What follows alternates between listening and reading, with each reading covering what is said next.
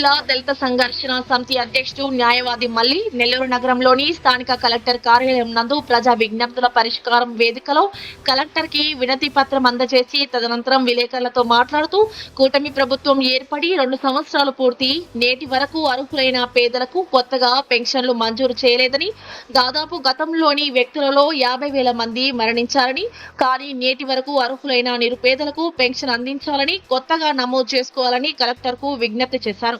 ఈ సందర్భంగా కావలి మండలానికి చెందిన నిరుపేద వెంకటస్వామి తదితరులు కలెక్టర్ కు వినతి పత్రం అందజేశారు.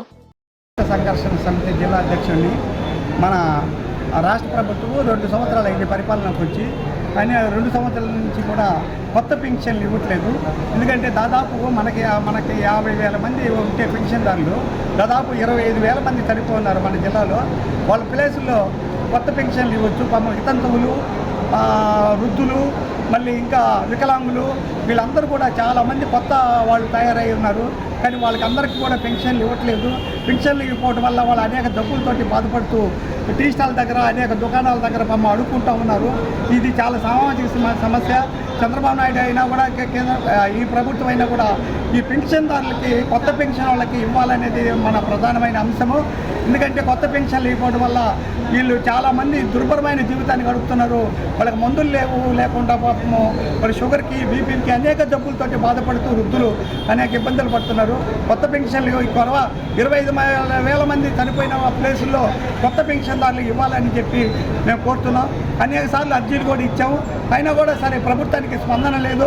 ఎప్పుడు ఉంటుందో ఎలక్షన్ మీరు కానీ ఎలక్షన్ దగ్గర కొత్త పెన్షన్లు పెడితే అది ప్రభుత్వం ఎన్నికల ద్వారా పెట్టారని చెప్పేసి అనుకుంటారు.